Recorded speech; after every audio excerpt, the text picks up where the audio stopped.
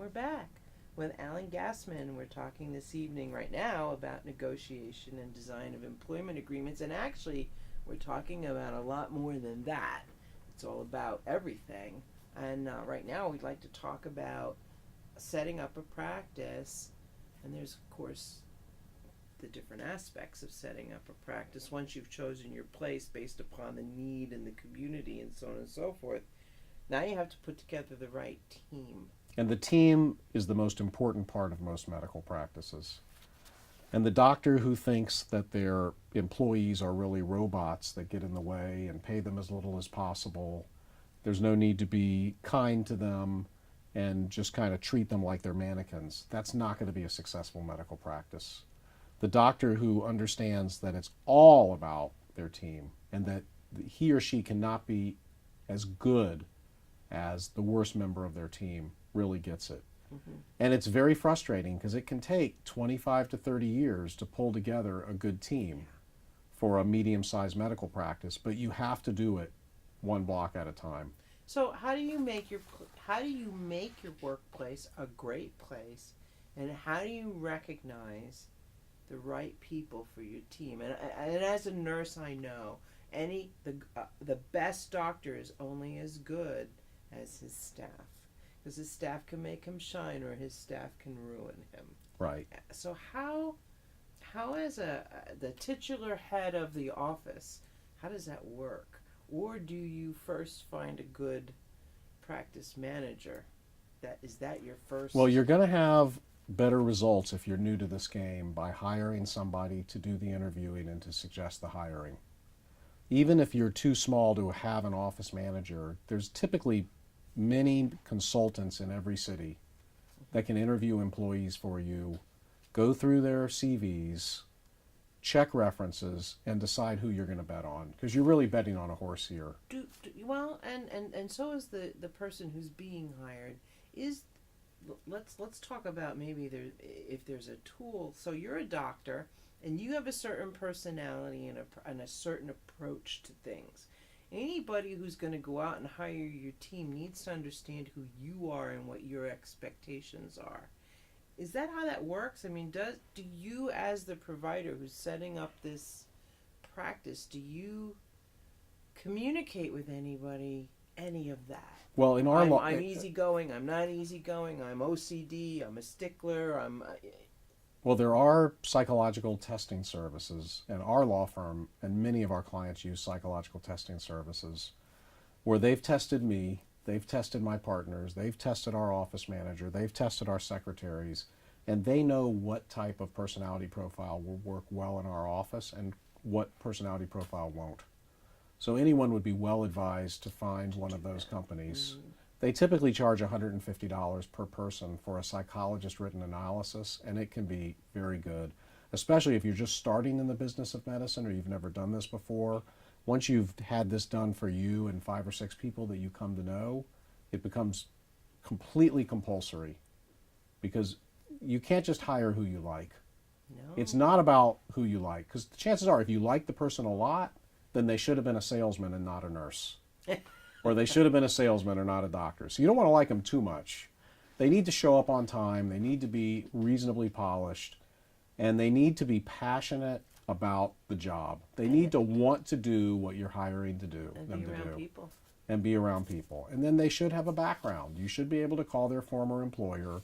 And if the former employer says, yeah, she worked here, click, that's not a good sign. Now, that's where a doctor may have to call another doctor to get the reference. If you're moving into town new, the hospital administrator kind of knows who's good, who's around, who's being mistreated. Mm-hmm. But you have to really invest. This is a big investment. Your staff is a huge investment. Yeah, and it can make or break you. It can make or break you. So as soon as you hire them, if you start seeing red flags that they're not a fit, you need to get them out immediately. That's the biggest mistake that doctor managers make, is they keep the wrong person in the office too long. For the wrong reasons. For the wrong reasons, or for any reason. Yeah. And then the negativity or the mistakes of this person are completely contagious. Completely contagious. So take the rest of the team down is what you're saying. Right. Yeah. There's a great book called Good to Great, and the best chapter is called Get the Right People on the Bus. And your culture has to be about having great people who work for you and making your office the best place they could ever want to work. How do you do that? You think of things in terms of their point of view. For example, what does a great employee want? They want all the tools they need to do their job. They don't want things to get in the way and interrupt them. They want to understand the rules, and the rules need to be understandable. They want to be you have to have them. You have to have them. They want to be appreciated by the other staff members, by you as the doctor, and by the patients. They want to have a little bit of a social life within the office. For example, surveys show that almost every great employee has a best friend in the office. And they want the ability to grow. They're happy to do what they're doing, and they want to have the ability to grow. To develop. And you know what? Of the top 20 things that a good employee wants, compensation is pretty low on the list. You have to compensate them reasonably, but if they are all about the money, they're probably not going to be a good fit. So when you look at this list of what's important in the hierarchy of an employee, that applies not only to your front desk person, who needs to be friendly, personable, patient, a little bit outgoing. Don't close the glass window and frown at everybody. You know, from the first person that patient sees to the assistant who brings that patient from the lobby to the room and cares about that patient and knows a little bit of something about that patient, to the nurse who comes in, to the doctor. Everyone needs to be on the team. Everyone needs to be on the team. And when you get somebody and they come in and they're just not on the team, you've got to get them off the team. Right. And the universe will find you a replacement for the people that you fire. There's always a fear, I could never find another person. As soon as you fire that person, the next person will show up. And if you have great employees, they'll go out and find other people in their community, in their church, the whole bit. Make them think like owners. And they'll be so happy to be with you, and you can be very happy to be with them. It's their practice too. It's not just your practice. That's true.